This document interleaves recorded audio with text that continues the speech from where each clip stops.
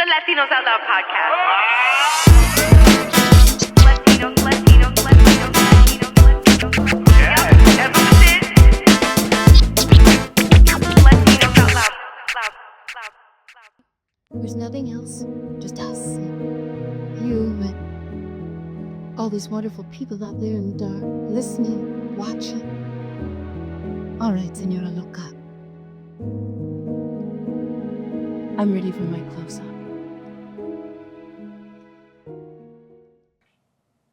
Yo, yo, yo, yo, yo, Broadway, yo! They say the neon lights are bright. Okay, I'm not going to get into that, but yes, we're on Broadway. What's up, everybody? It's your girl, Rachel La Loca. This is the Latinos Out Loud podcast. LOL, if you like acronyms the way I do. I sure do love acronyms. So this is going to be a fun episode. You may hear giggling in the background. I am so excited to interview this guest. This has been in the planning for months now.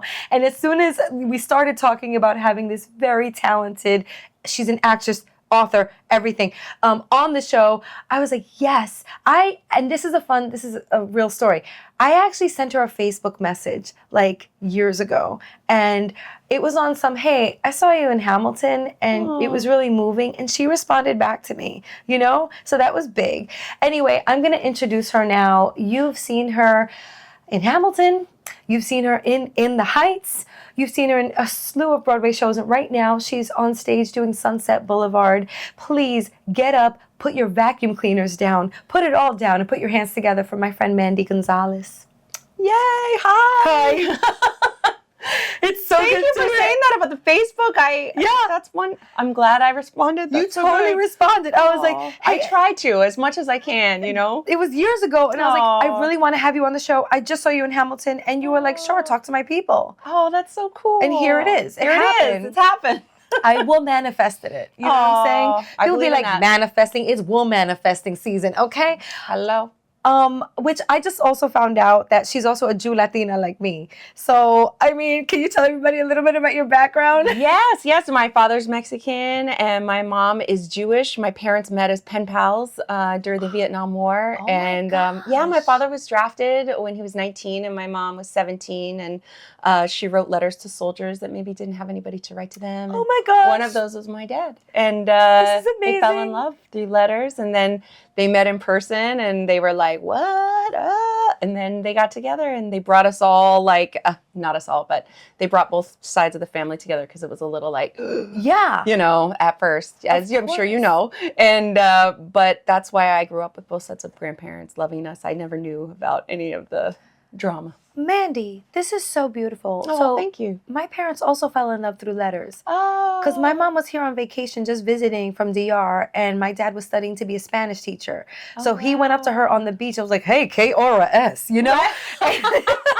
Which is literally the first line. He told me this the other day. So, like, they dated, and then she's like, peace out. I got to go to DR. I'm Catholic. You're Jewish. I'm brown. You're white. This isn't going to work. Right. So she went back to DR, and they wrote each other letters. And my mom still has this big caja of, like, por avión, the airmail.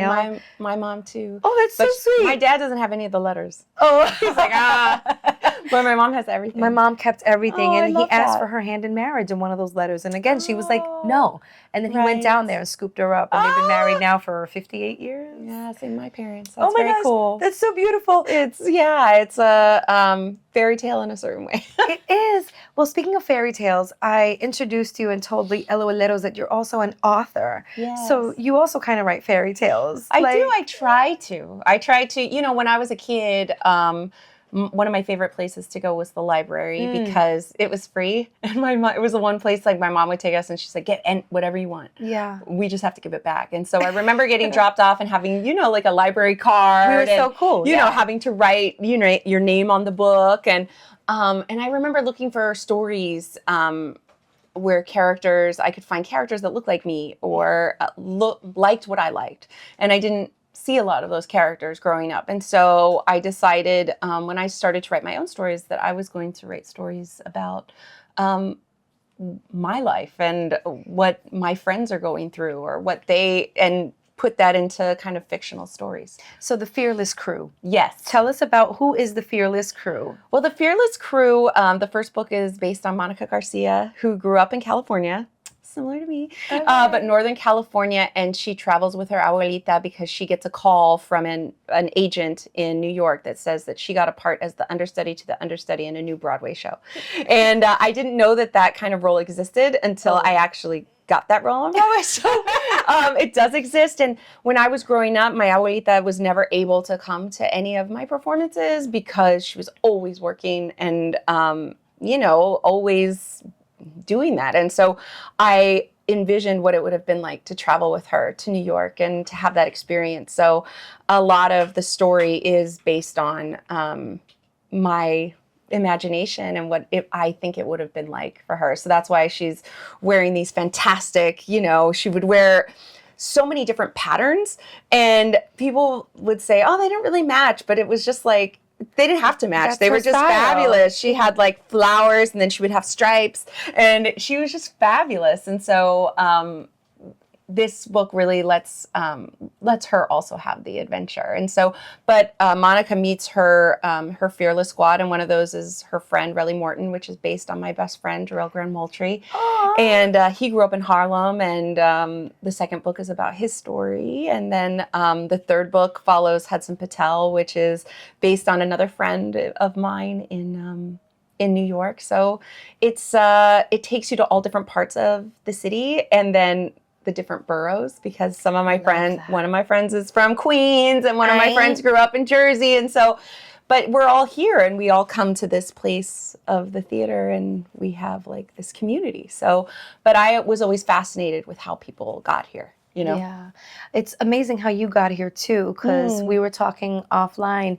Basically, your grandmother got you here. She did. My other grandmother, my Bubby, she she loved musicals, and she especially loved big torch kind of singers, like big belters. And so, I mean, she would have loved Selena and everybody like that. But she loved Judy Garland and Edie Gourmet and Liza Minnelli, and so I would listen to that music and I would want to sing like that. And then she was the first one to take me to my lessons, and because both my parents worked full time, and so it was like they needed somebody that would say, "Hey, I'll take her," and thank goodness they did, because I wouldn't be here without that. So she saw the talent in you and cultivated it and believed in you. She did, yeah. She was the first person. I think both my parents were very supportive. My dad bought a singing machine and would bring it out at all the family functions. So like a karaoke machine? Yeah. A singing machine. And he would like work the sound on it, and he took it everywhere with us, and he'd be like, Mija, sing. And then I would get up and I would sing, and my brother would be like, oh, Here she goes again. The talented one of the family. But thank goodness, like neither my brother or my sister wanted to be in the spotlight, because they're both very shy people. I mean, not my brother, but they're very like, they do what they do, but they could appreciate it. But I'm also like, my brother and I were a year apart, and he had to come to everything. So it was like, But yeah, my dad had the singing machine, but it was my grandma who was like, belts it out, babe, you got this. And I hear her sometimes. Oh. Yeah. So she's there with you. Always, yeah. Especially in the theater, I hear her. Oh, gosh. Yeah. I love that so much. What were some of the songs that you would belt out on this singing machine? Like, what were your go-to? Like, I have go-to karaoke songs. Oh, my gosh. Heart of Glass, Blondie, okay? Absolutely. Anything from Grease, anything from West Side Story, but namely America. Right. What were some of your go-tos? Well, one of my big go-tos, it was Anything by Gloria Estefan. Okay. But one of my big ones was Anything for You. And I would sing it in English and in Spanish. And my dad just loved that song, and he would be like so proud. And people are warming up. Sorry. Oh, that's beautiful. We are It's the theater. Just so you guys know, in case you haven't noticed, we're in Mandy's dressing room. Welcome to Broadway. She invited us into her sacred space, her backstage oasis. This is so cool. Aww. I just wanted to state that for the record. Okay, so Gloria Estefan, Anything for You. That's a Anything good for one. You was a big one, and then pretty much anything by Aretha Franklin or Tina Ooh, Turner. I would ooh. absolutely just belt out anything by Mariah Carey. Oh, that's a tough one. That was Vision of huge. Love album. Vision of Love was Girl. everything. Girl. Everything. Celine Dion, Taylor Dane, anything that was like I was ready. Taylor Dane, I swear. Oh my Tell God. me, whenever I heard a Taylor Dane song, I didn't hear what she looked like. I heard this like she must weigh like 350 pounds and like be like full of soul. And then you see her, she's like this like blonde, like, but you hear that tell it to my heart. Absolutely. It's such a I'll be big your voice. shout, I'll be your shelter, baby. All of it. Like I just, you know, I wanted to, and Whitney Houston. Whitney Houston was huge. Oh my gosh. I sang all of it. And this is pre-Bodyguard. So it was like all of the big ones from her first album, all of anything that she did. I was like, I just loved her so much. Yeah, pre-Bobby Whitney just like made you fall in love, right? But I continue to love Whitney through all of it. Yeah. Through all of it, because I felt like she gave so much. Yeah. And I just, even her last album I bought, and I loved it. Because I just loved her so much. And so you also have original music. Yes. You're also like a singer. It's so crazy because we're not going to have enough time to talk about everything you do. I'm trying to compact it. Like, Well, I try. do you sleep? I do sleep. Standing up? I do sleep standing up. I don't know, I just have, probably like you, I just have a brain that just keeps moving and keeps creating. And and I have this weird part of myself that just says, yeah, do it. Yeah. And find the time. Yeah, and even if I'm afraid or I don't know what I'm doing or if I'm afraid nobody's going to show up, it's like for some reason I just do it. And it's like something within me that just has a fire to be heard and seen. I love that fire, and I could see it's nowhere near dimming. Thank you. It's hot in here because of the fire or the lights. I'm not sure what it is. I think it's the fire. But thank you for sharing that. And now you have a daughter who just turned 13. She got a teenager too, y'all. Like, so she's going through. It's my Señora era, and I'm very proud of it because I feel like I've earned it. Yes. Yes. What's I deserve that respect. Define the Señora era for us. I don't put up with what I put up with when I was younger. A señorita. A señorita, yeah. Like wanting, everybody still wants to be liked and all that stuff. But there's certain things that I don't care. Mm-hmm. And it's probably like, you're going to go for it. You're going to fail. I've done all that, and I've survived. Yes. And so I think in the Señora era, I just have there's just a belief in myself and a confidence that I know like life will be okay. And I think that I deserve respect when I meet people or I do feel this place of I've earned this. RESPECT. That's what I'm saying. Okay. Yeah. I'm so glad you brought up Aretha. That was a good one. Oh yeah, that's how I learned how to belt. I gotta add her how to like use my voice in a different way because I would listen to singers and I would try to imitate them, and I would say, how do I make my voice do that? And I still do that. And I'm like, how do I make my voice, bend like that or be able to hit that kind of note? And I would just practice and practice. I'm adding Aretha to the karaoke list, which I do have a list in my phone. Yeah, please do. Because like 2 drinks in, it's like, I don't know what I want to sing. Hold on. And then I'm like, all right, you can never go wrong. To it. Yeah. Or you can, I don't know. Oh, I'm not a singer. Like I'm a singer, but not a singer. Like I sing, but I'm not a singer. Right. Okay, I recently saw you sing your heart out in Sunset Boulevard. Aww. Oh my gosh. I was like, why didn't I bring flowers to throw on the stage? Like, what a moron. Like, you really are, you take people someplace. As Norma Desmond, you took me to a very dark place at moments of this performance. And in a good way. I'm sorry, but thank you. No. Yeah, no, gangsta girl. Tell us about you becoming Norma Desmond. Like, I think you just have to drop in. I think that the thing about this Norma Desmond is it's a very fine line between who you are and who this character is. Yeah. And that's what Jamie Lloyd, the director, always said is like, people, how do they know which is you and which is Norma? And some of my mom friends will come to the show and they're like, what is it like just to like lose your shit every night? And I'm just like, it's amazing. Yeah. Because only a mom can understand what that feels like, And, but I think that is part of me. That is like deep within me. I mean, there's certain things that she has been through that that have hurt her in a certain way that I haven't let affect me in the same kind of way, but I can understand. I can certainly empathize with her. And I think I definitely care about this character. And that's why it's been such a joy to play, because she goes there. She goes there. She tries. She believes that she is going to have that second win, that hit. And I think when you've been in the business a long time, you're constantly having to reinvent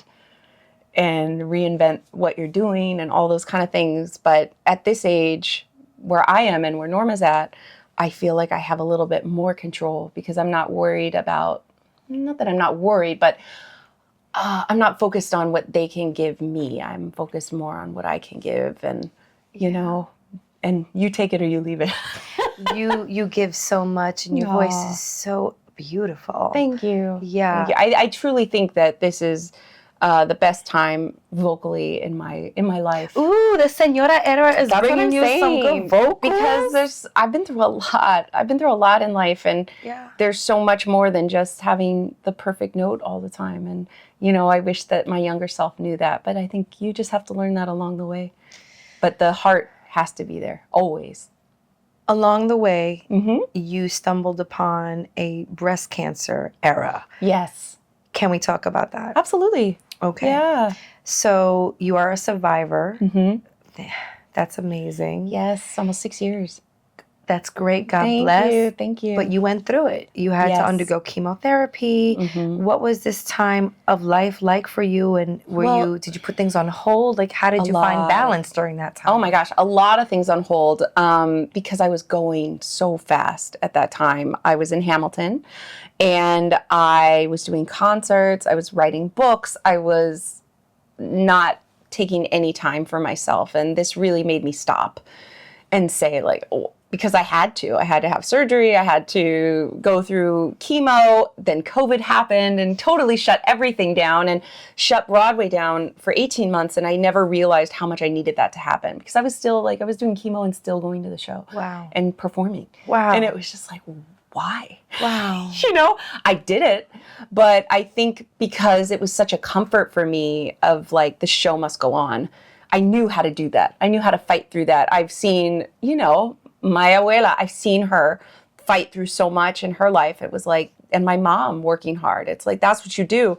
But I never knew how much I needed to kind of stop. And when I decided to come out with my diagnosis publicly, it was very important to me to be a representative of the Latina community because when I went for my DNA tests to see if I had the BRCA gene, which I don't. Nor do I. Yeah, but I went through my test and I had to answer all these questions. And on my mom's side, I knew all the answers for all the relatives. This person has this person has this.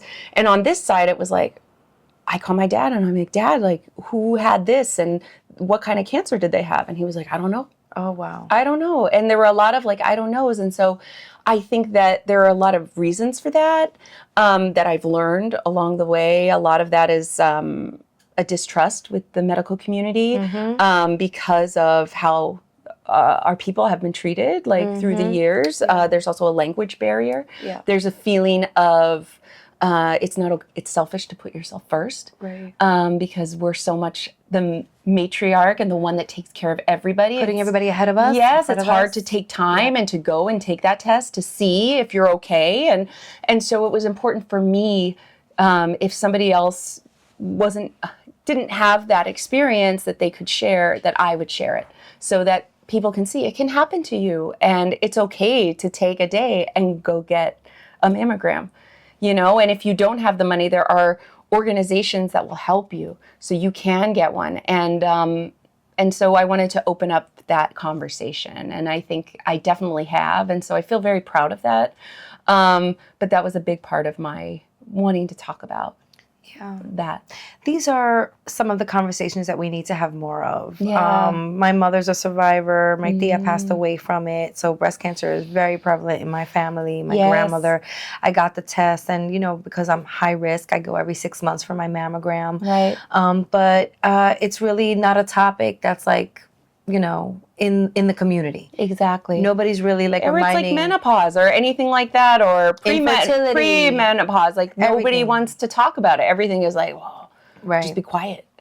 Right. I don't know about your family, but it was just like, we don't talk about that. No. You know, I we don't never talk heard- about Bruno. You know, it's like it's important to talk about those things because I want to know. Yeah. I want to know what to expect and what to eat and what to look for. And I want my daughter to know those kind of things. And, also with all the information that we have now with perimenopause and those kind of things, like nobody's talking about the breast cancer survivors that can't take the hormones or can't do those kind of things. And those are also women in our community. And so I want to be that person that talks about it and says, hey, I see you. You're not alone. Well, I just love that you're using your star to shine bright, not only with your talent, but also like standing on these platforms and advocating for causes, which is so noble. Well, of thank you. I think it's just me. I think I've always been a talker. I'm the youngest of 3. I have definite FOMO, like from birth, because I was always like, wait for me, like don't leave me behind, Yeah. And I think that this just comes very naturally to me to want to help. And I think that is just part of my DNA, and it comes from my parents and it comes from my grandparents, because I know that this voice does more than just sing. Yes. But that's like a Ooh. definite Señora era. I love moment. that so much. You kind of answered this before, but I love to ask my guests, like, if they had a younger version of yourself right here in front of you, like little Mandy. Yeah. Knowing what you know now, what would you tell her? Oh my gosh. I would tell her that you're doing it right. I would encourage her, because little Mandy was very hard on herself. Oh. And very just, when I moved to New York, I didn't have anything. I didn't have my family, and I got 2 jobs out here. I worked Dean and DeLuca. I packed rich people's groceries. And then I worked at night at this restaurant, and I was a hostess, and I also did coat check and all this stuff. Wow. And I would audition during the day. I didn't have anything, and but I had this drive to be somebody. And I would just tell her that keep going, like you're doing great. Don't worry about what this person's doing or what school this person went to or what that. It's like you're enough. You're enough. I love that message so much. Mm-hmm. Okay, we have a few more minutes. Maybe just some personal questions, maybe a little Sure. lightning round. Like, what does Mandy Gonzalez do for fun? What do I do for fun? Yeah. Oh my gosh. Well, I love a dirty martini. Okay. And I go for like a date night. I try to go like once every other week or something. And my husband and we go and we sit at the bar and we get dirty martinis and like hamburgers and fries. Love that. And but I love that. I love like a date night. I love to hang out with my girlfriends and talk, my mom friends, and just like go. But that's what we usually do. We like meet up somewhere because we're like, we don't want to be at home. Right. We want to like go out. Like And restaurants dress up. and Yeah, stuff. like sometimes I'll get dressed up just to go out with my girlfriends. And my husband's like, why are you so dressed up? And I'm like, because like, It's girls' night. It's girls' night. Like, I want to look good for What? myself and my Hello. girls. And everybody comes in and like everybody is like one-upped. Yes. So then you're like, oh, I made the right decision. You know Where'd what you I mean? get that? Where'd you get Exactly. that? Oh my God, that's so you cute. look I love that fly. bag. Like, oh my God. And they're like, oh my God. Like This whole thing. Exactly. Like we're just like, whatever. But we know, like all of us took time. But it's that. It's like hanging out with my girls and just and then hanging out with my daughter and taking her to the mall. Like very simple things. But it just makes me so happy and seeing what she's into and like, oh my God. Oh, These it's a different stores- generation. These stores. Yeah. Where does she shop? She likes that Addicted store. Have you seen that store? No. Oh my God. I have 2 boys. They're Oh. addicted to like Sonic the Hedgehog. Oh, you know? Got Yeah. it. It's a lot. It's bringing the 90s back. Oh, okay, I'll say that's that. cute. No? Some of the stuff is cute, but some of the stuff is like, Oh, really? Yeah. Like the nalgas are Sorry. out and like oh the, yeah, like Oh, no. I have to be there. Mm-mm. You got to be there, so you can gotta say, monitor yeah, the I can't just send her situation. dad because that'll, she'll just get it. Oh. Okay, what does Broadway star Mandy Gonzalez watch on TV?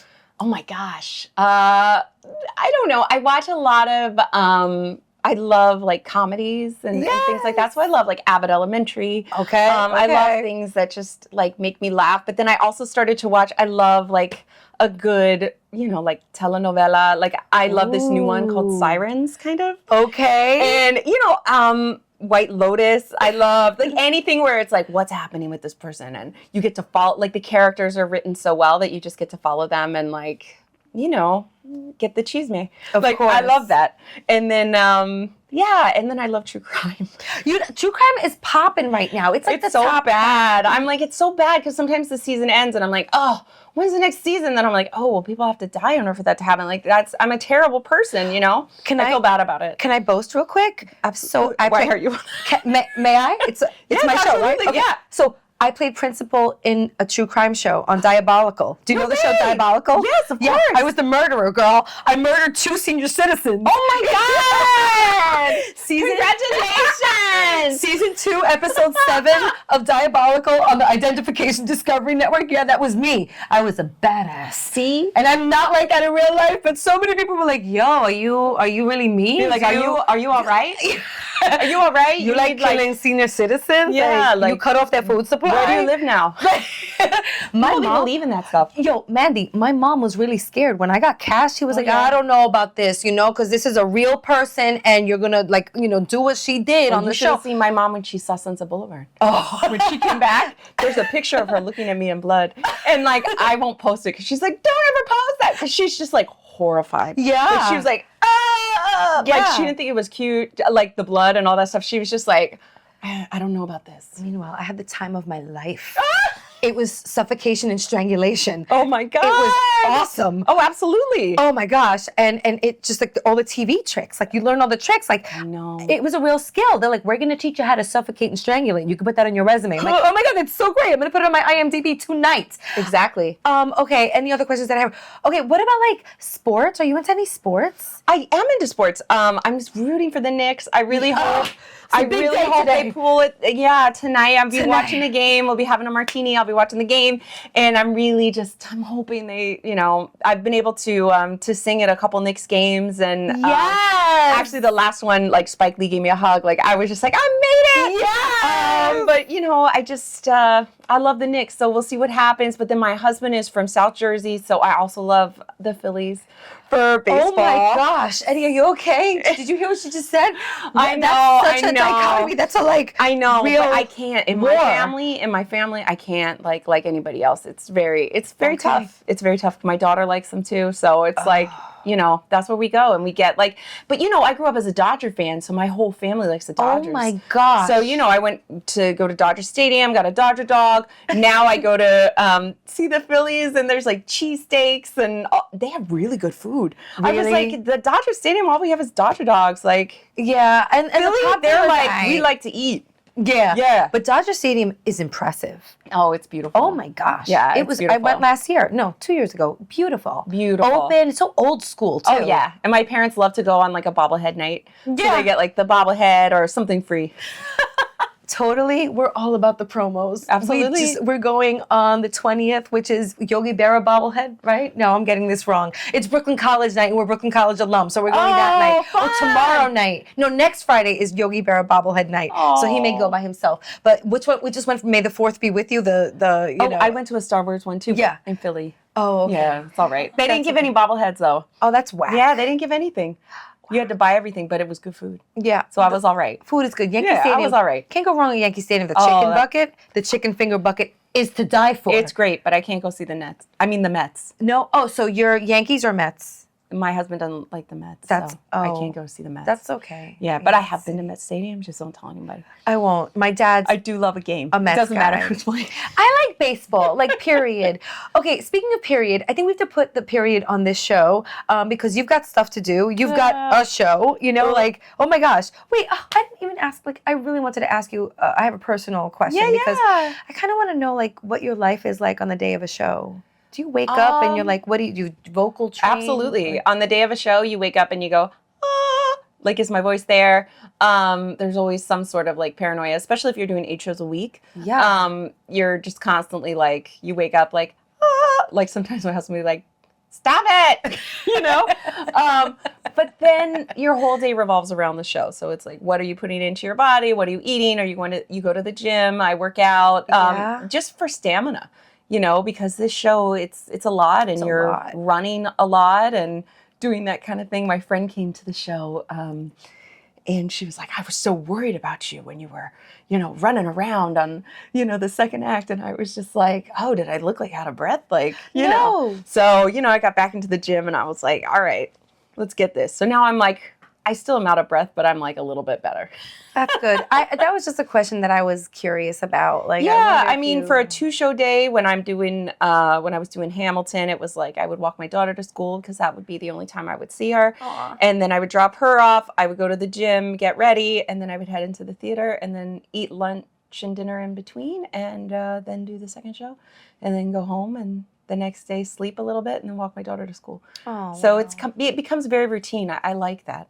I like that about the show. Speaking of singing, yeah. Could you sing us a little something? Could you sing us out of this episode? And we're headed out of the episode, Latinos out loud. Eh! Bravo! Bravissimo! Bravo! Thank you. Encore! All the stuff that they say after a Broadway show. You guys, this has been an incredible episode of Latinos Out Loud. Thank you to my guest, Mandy Gonzalez. Thank you. We just love watching you win. Thank you. You are winning. Keep Same. winning. Señora era. Thank It's you. hard to say. Señora era. I know. Señora I keep era, getting like Señora era. my tongue-tied about it. It's a lot of It's a lot of. We can do it. This episode was a lot of. A lot of zhuzh and in this episode. I hope you enjoyed it as much as I did. Please follow us at We Are Latinos Out Loud. You can follow me at Rachel La Loca. We have a phone number. You can call us.